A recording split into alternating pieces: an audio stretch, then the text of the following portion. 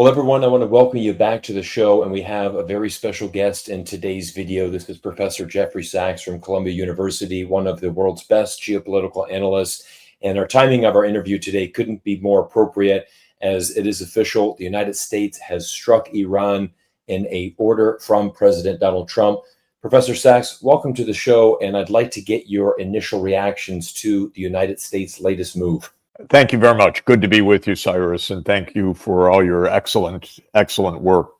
I think this is a dreadful mistake that is going to escalate and that is going to just add fuel to the raging global fire. It's a very, very bad move and a very dangerous move, in my view. Oh, absolutely. I want to get a little bit into this because, I think there's so much history to unpack here. You wrote a fantastic article on Common Dreams that was, really advocating for us to stop Netanyahu before he's all going to get us killed in this nuclear war. Can you kind of let us know a little bit more about this history behind this? I mean, I think this is something that Benjamin Netanyahu has been dreaming of for many decades, is having a conflict with Iran. It very much seems like he has dragged the United States and Donald Trump and kind of forced his hand into that. Am I reading that correctly? Is that how you're seeing this situation? Absolutely. There is no intrinsic reason why the United States should be at war with Iran. We are in this war because of Israel, and more specifically because of a particular vision of Israel that has been led by Benjamin Netanyahu for 30 years. He's been prime minister for most of the period since 1996. And he has had a radical view of Israel's place in the Middle East. That is that Israel should have the freedom of maneuver to do what it wants and to set its borders. More specifically, to prevent there being a Palestinian state and to oppose and to bring down any government in the Middle East that opposes his expansionist vision. And so Netanyahu has been a proponent of war for 30 years.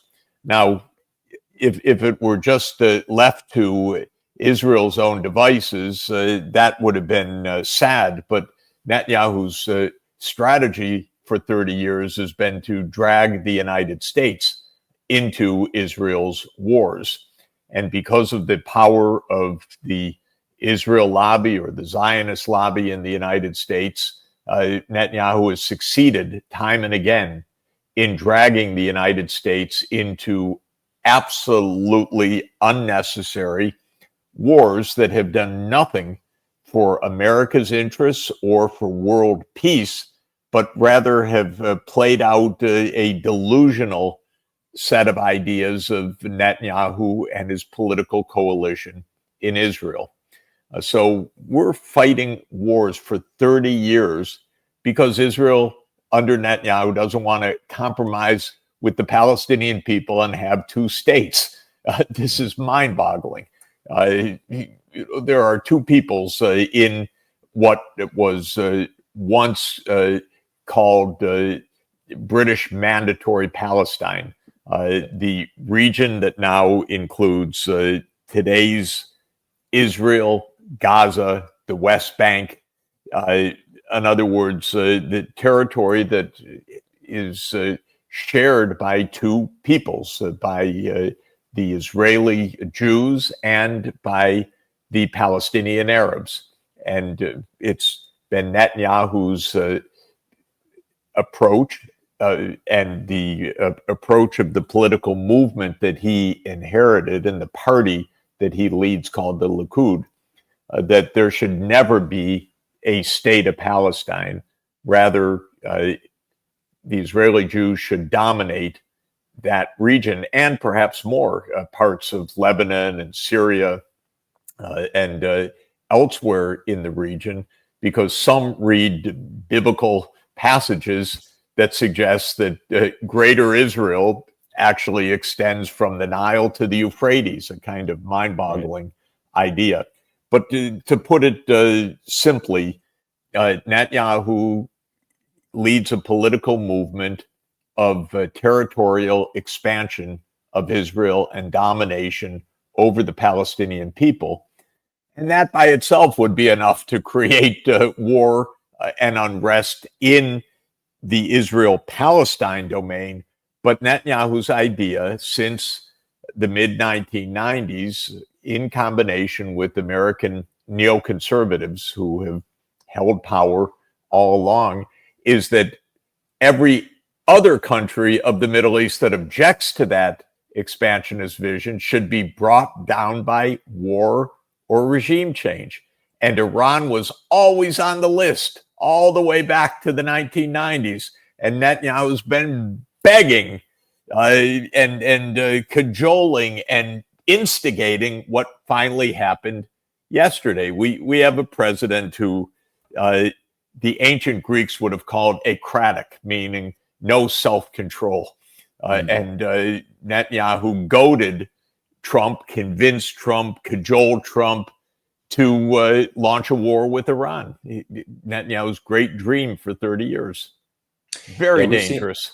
It's interesting. We've seen this clip on social media now that it's basically the receipts of the last 30 years of going back to 1995 when Netanyahu is pleading to Congress. They're months away from developing these weapons, and then this clip updates every 5 years, and it's something that he's been saying for 30 years, trying to get this. I'm sure Netanyahu is very happy that his dream of a war with Iran has finally come true. And I want to know a little bit more what your thoughts are of President Trump, because he certainly has campaigned on the platform of being the peaceful president. Even going back to 2013, he actually sent out a tweet saying, I think Obama is going to start a war with Iran because he doesn't have the ability to negotiate. And here we are 12 years later, and it's Trump that actually starts the war with Iran. Is just Trump? He does not have any power because of this Israeli lobby, or did something change in his mind? What is your thoughts on Trump and his kind of snap decision to go ahead and involve the United States in another war? I think you put your finger on the two critical points. One is how U.S. foreign policy is set. What is the role of the Israel lobby, for example? And the second is mindset. So let me take each of these on. Please.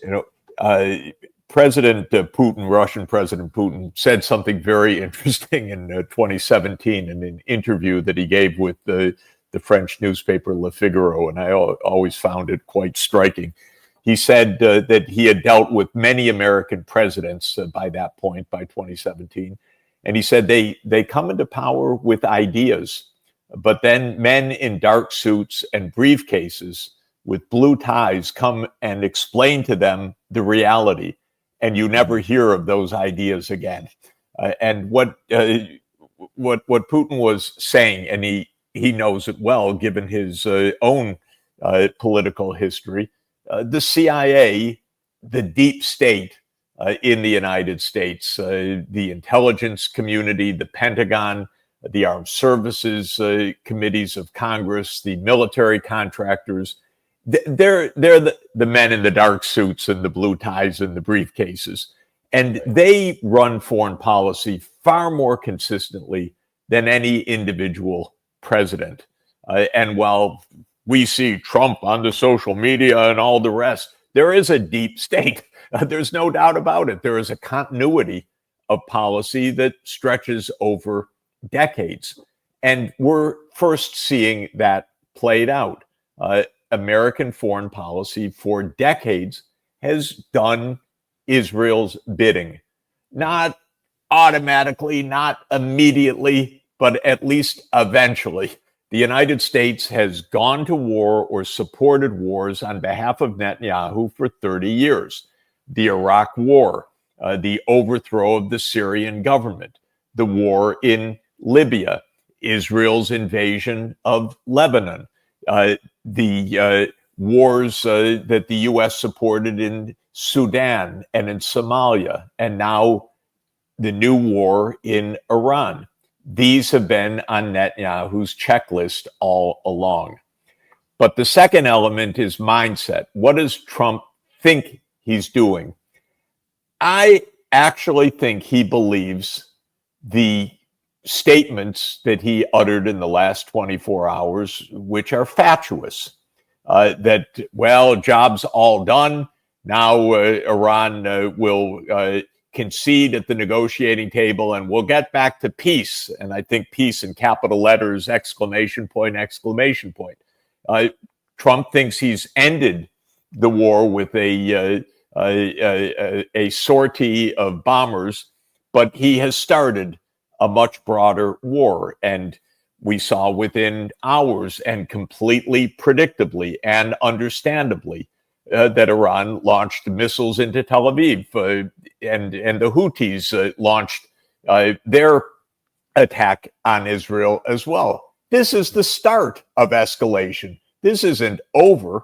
So there's a mindset which is extraordinarily arrogant in U.S. leadership that we call the shots. So Trump probably believes that he's not entering a prolonged war. He probably thinks, well, I got the job done. But this is a kind of stupidity compounding on this underlying deep state reality. Oh, absolutely. I think it's quite amazing with President Trump, sending out a tweet saying, congratulating the U.S. military, great job, guys. We've done the job. We've successfully bombed Iran. Now's the time for peace. And it's just amazing that could go out in the same message. We're bombing somebody, but it's now time for peace. And I want to talk a little bit specifically about Iran. I mean, there's been a lot of speculation. So, of course, Donald Trump has said, okay, now their nuclear facility's been completely destroyed. There's zero chance. It's done. It's over. But there's also new reports coming out that essentially these bombs just hit the entrance of the facility. This nuclear matter, everything that was in this facility was already moved away months ago. So it's really a nothing burger. Almost, this doesn't actually, just really for show. I mean, do you have any insights into, were these strikes did they actually harm Iran at all? Did it actually stop this nuclear program from Iran? I have absolutely no inside knowledge or technical insight, but I have a lot of experience, which is that claims like this are ridiculous. The idea that Iran just sat around and waited for these well-announced strikes to occur is fatuous. We already heard from President Putin that there are many sites around Iran that are engaged in their nuclear operations, and that's no doubt true. It's also very typically the case that we announce victories on the basis of these individual actions that are preludes to very long wars. We've done that time and time again. So I have absolutely no technical knowledge of what happened last night. But on general principles, we should have a lot of skepticism. The fact that highly destructive missiles that hit Tel Aviv were launched shortly after this definitive operation should tell us enough that these ideas that this clean strike has somehow done the job is absolutely not the case. Yeah, I think there's a lot of social media has been very interesting to look at the last 24 hours. Obviously, the MAGA crowd, a lot of them are saying this is a great victory. The U.S. military is the #1 in the world. We're amazing. But I think Trump is also, at the same time, losing a lot of his base. Many Americans very frustrated that this, again, is another new war for the United States. Professor, I wanted to ask you a question about Iran and, its position in the Middle East. And we've always heard that Iran is the aggressor, and, for example, Israel had to launch this attack against Iran because it was in danger, right? I mean, I think it's very well understood this was an unprovoked attack from Israel to start this off about a week ago. But can you, let us know what's missing from this picture? I mean, what do more Americans and Westerners need to understand about Iran's role in the region and what they were doing and everything that's going on there? Of course, this is a long and rich story because Iran is a civilization of 5,000 years. It's one of the great civilizations in the world. It was the first great empire of the ancient world at large scale. Uh, Interestingly, in the Hebrew Bible, it is the Persian leader Cyrus who is called the Messiah of the Jewish people because actually going back to the 6th century BC, it is the Persian Shah of Shahs, Cyrus, who rescues the Jewish people or the Jewish leaders from their captivity by the Babylonians and enable them to return to rebuild the Temple of Jerusalem. So the history of the Jewish people and the Iranian people itself goes back 2.5 millennia. This is actually quite interesting because, again, in so many cases, there's no intrinsic reason for the kind of hatred and vitriol and supposed civilizational clash. There is a complete lack of understanding backed by and provoked by propaganda, by deliberate misreading of history and so forth. But I start with this point because Iran is the heir of a very proud and very ancient civilization. And Iran, there's a lot to say about it, but one thing that they do know is the United States and Britain did a lot to undermine Iran's place in the world in the second half of the 20th century. In 1953, which is a right starting point for the current situation, Britain and the U.S. took great offense to a radical idea of the Iranian prime minister at the time named Mossadegh, who said, you know, the oil under our sand is ours. And the British and the Americans said, no, that's ours, and you're never going to get it. And they overthrew Mossadegh and put in a police state. And that police state lasted until 1978. Then the Shah of Iran, who was physically ailing but had profoundly alienated his society through police state measures for decades, was overthrown in the Iranian Revolution. When the United States took in the ailing Shah for his cancer treatment, students overran the U.S. embassy and held Americans hostage, and that became one of the great causes of America, that we've been humiliated, and Iran is our mortal enemy. And in fact, there was no attempt, maybe it's too much to ask, but there was no attempt whatsoever in those days to understand what is this about? Why do the Iranians express their hatred to the United States? There was no history. Americans are not good at history. They don't want to take any responsibility. They don't want to understand any background.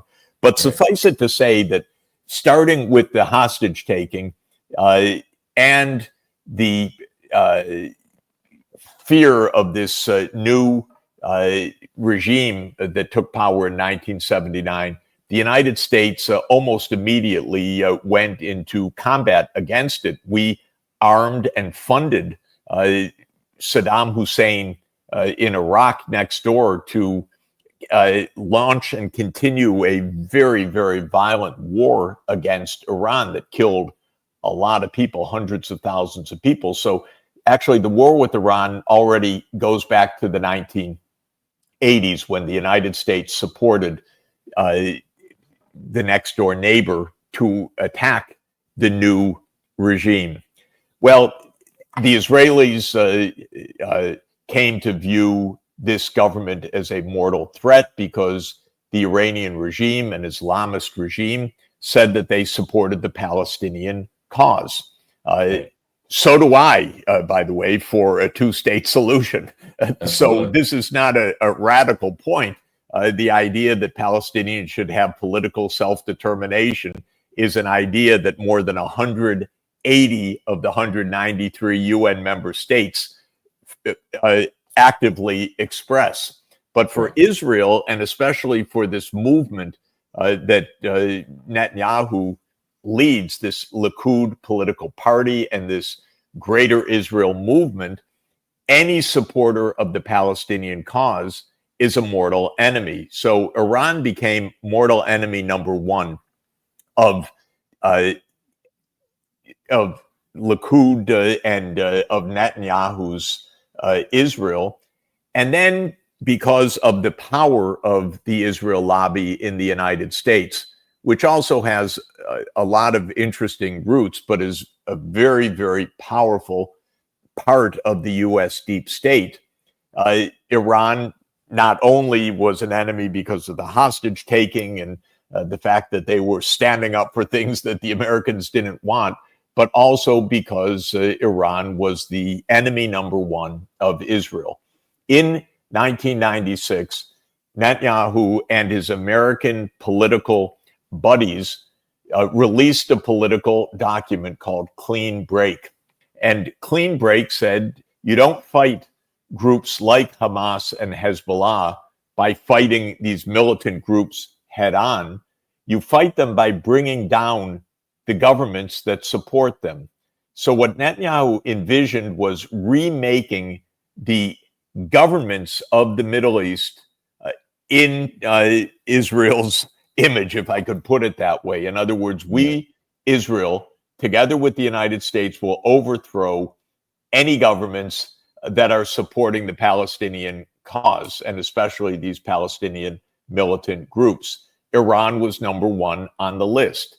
So these new events are the culmination of 30 years of Netanyahu's campaign to bring the United States into war with Iran. Now, one crucial point that people need to understand, and is so contrary to the propaganda that we hear day in and day out, is that the Iranians for decades have been saying, we want normal relations with the United States. We do not want nuclear weapons. We want the U.S. to end its sanctions. We are open for an agreement in which we are inspected and monitored.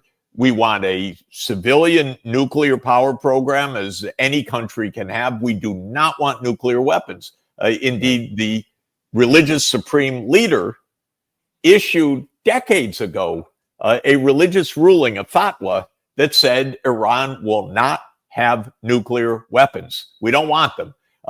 Iran said that to the International Atomic Energy Agency. Iranians, academics, and senior officials have been coming to me for decades saying, we want to negotiate with your government. We want to normalize relations. And of course, and I want everyone to remember this most basic fact, in 2016, President Obama actually negotiated with the Iranians an agreement to stop the nuclear weapons program. Or not even, actually, let me put that more properly, to prevent a nuclear weapons program, because the Iranians weren't engaged in one. Right. But to make sure that there was verification, monitoring, limits to the uranium enrichment and all the rest. And that was what's called the Joint Comprehensive Plan of Action, or the JCPOA. In other words, an agreement was reached a decade ago. And what happened? Donald Trump got elected, the Israel lobby went to work, and Trump walked out of the JCPOA. So he abandoned the agreement that would have obviated all of this.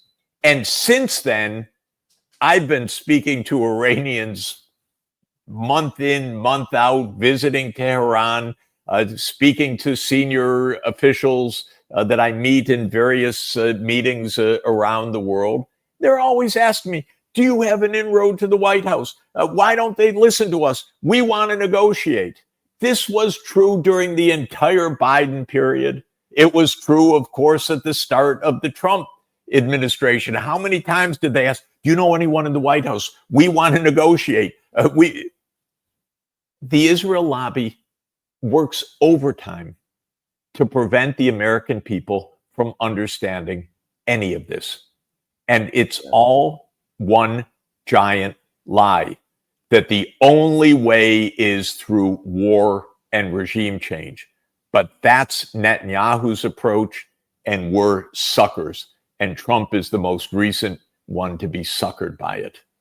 And it's, if it were just Trump, that would be one thing. But he's bringing in us, and he's bringing in the whole world into this latest round of disaster.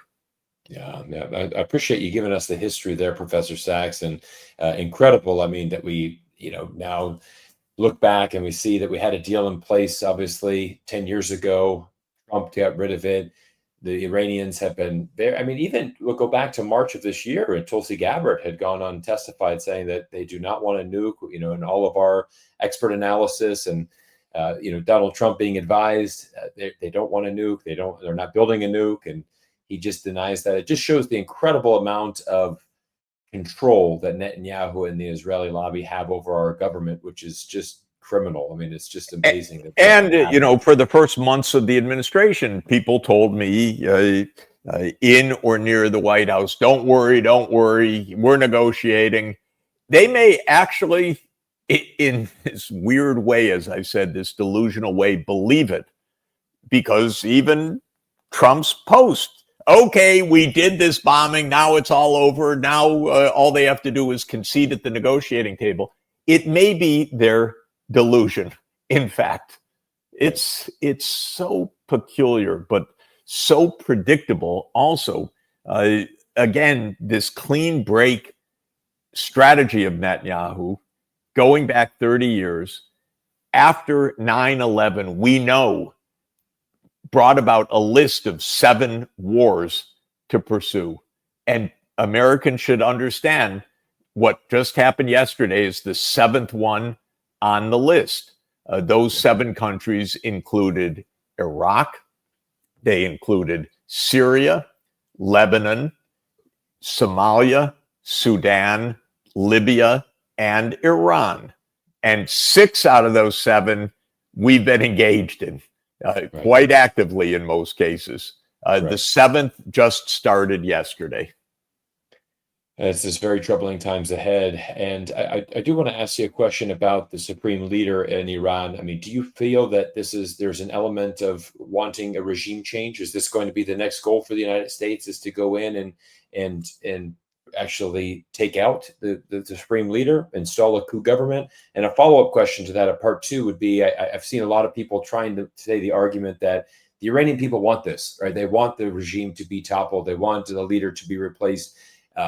Some people have even gone as far as saying that they support the U.S. government, which is ludicrous. I mean, no one wants to get bombed on and certainly see civilians being killed. But give me your thoughts on, is this a potential regime change that we're looking at? Is the U.S. going to try to install a coup government next? Well, Netanyahu is absolutely explicit about it, that the Iranian regime needs to be brought down. Trump has made some, especially ugly posts on Truth Social in recent days. We know where the supreme leader is. We could kill him at any moment. We're not going to do so, but we'll see. By the way, this crudeness that you cannot imagine a president of the United States engaging in kind of mob talk, even though the mob talks in a more sophisticated way than this. So it's really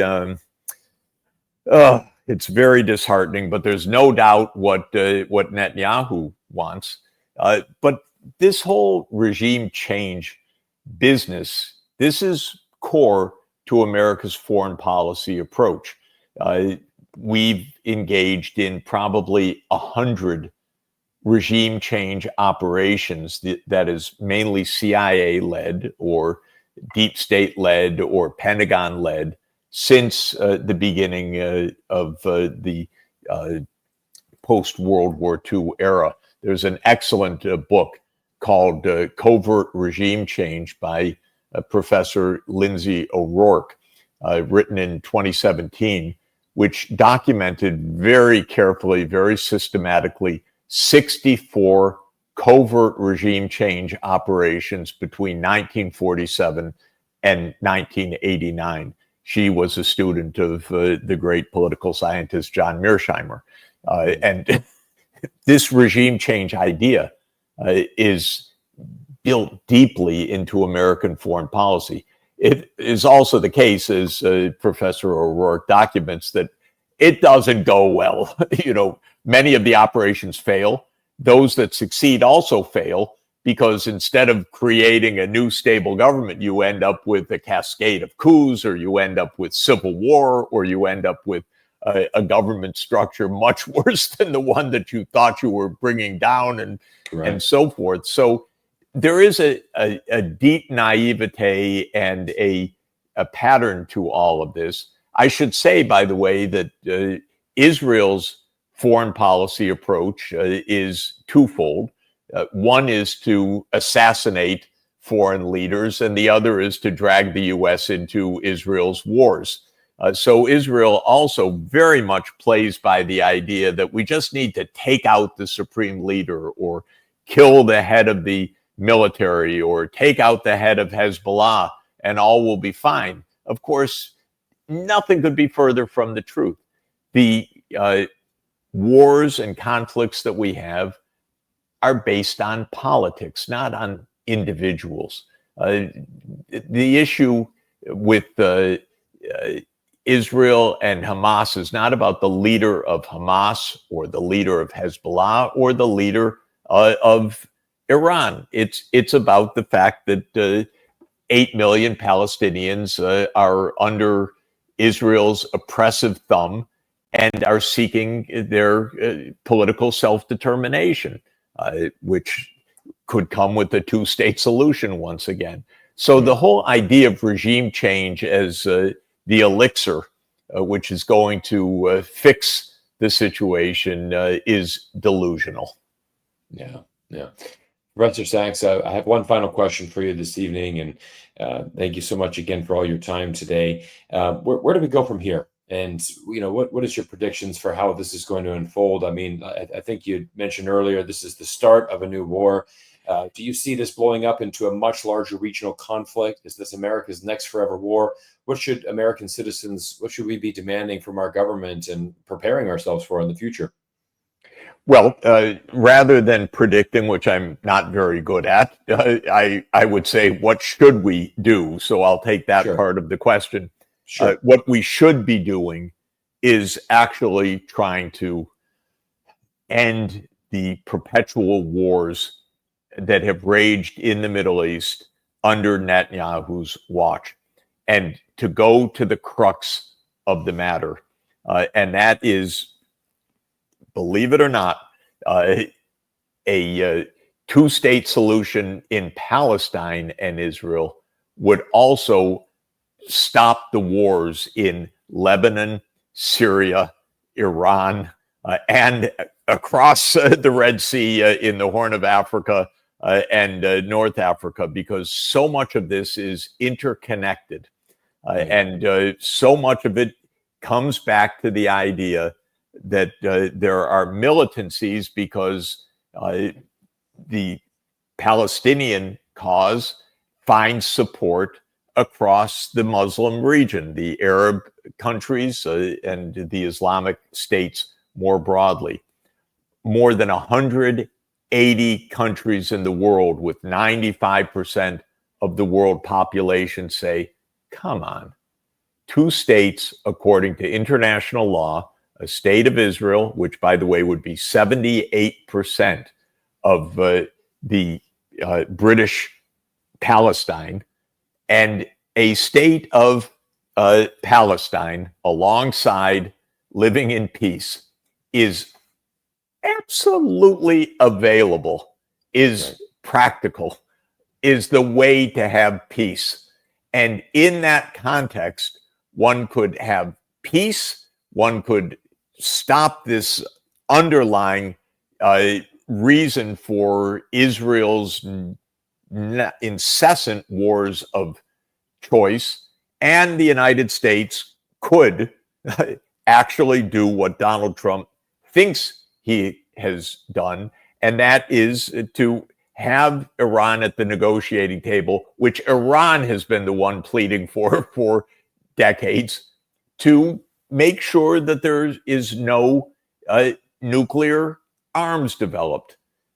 Are we going to do this? Well, it would be actually straightforward to make peace in the Middle East. Are we going to do it? No, most likely not. I don't want to close the door on it because it's so basically right. But are we likely to do it? Well, 30 years of experience tells us that no, we're likely to remain on a path of violence, destruction, and escalation that's extraordinarily dangerous. Let me add one more point, by the way. Please. The world is filled with nuclear weapons. There are 9 countries that have nuclear weapons. Several of them are strong allies of Iran. At least a couple of them, North Korea and Pakistan, you could imagine a situation in which they would make their nukes available to Iran. The idea that you bomb 3 sites in Iran and you therefore end the issue of nuclear escalation is so stupid in its own right, because escalation of conflict means that we step ever closer to nuclear war one way or another. We have to get our heads on straight about basic global realities. And that is, if we want to avoid nuclear war, it doesn't come by bombing 3 purported nuclear sites. It comes actually by making peace and then moving towards nuclear disarmament, which is the U.S. obligation together with the other signatories of the Nuclear Non-Proliferation Treaty. So we need a completely different approach. It's within reach. It's not even complicated, but it's unlikely to be the one that this administration follows. Professor Sachs, I want to thank you so much for your time. Your insights are always just incredible. It's always an amazing lesson to learn from you. And just thank you for all the work that you do. And we're just very, very honored for your time today, sir. Great to be with you. I appreciate it. Thanks a lot. Thank you so much. You got it. Take care. Well, everyone, it was an absolute pleasure to invite Professor Jeffrey Sachs for today's exclusive interview, and I hope you enjoyed his incredible insights. You know, for me, it is incredible to hear the amazing history and the context that only Professor Sachs can provide. He honestly is one of the best geopolitical insiders in the entire world. Whenever there's a global conflict, Professor Sachs has his thumb on the details and provides incredible knowledge. As for myself, I cannot believe that the United States has officially launched itself in another conflict in the Middle East. But as Professor Sachs laid out in today's interview, this has been 30 years in the making. This has been the lifelong dream of Benjamin Netanyahu, who unfortunately, along with the Israeli lobby, controls so much power over the United States government. Where do we go from here? What happens next? Nobody really knows, but I guarantee you it's not going to be a short walk for the United States. It's not going to be a quick conflict. Most definitely, the Middle East is going to be very unstable for the foreseeable future. But as always, you can count on this YouTube channel to give you the best interviews and the best insights. And I want to thank you all for your incredible support. Make sure that you drop a comment down below. Let us know what you thought of today's interview. And I can't wait to see you all in our next video soon.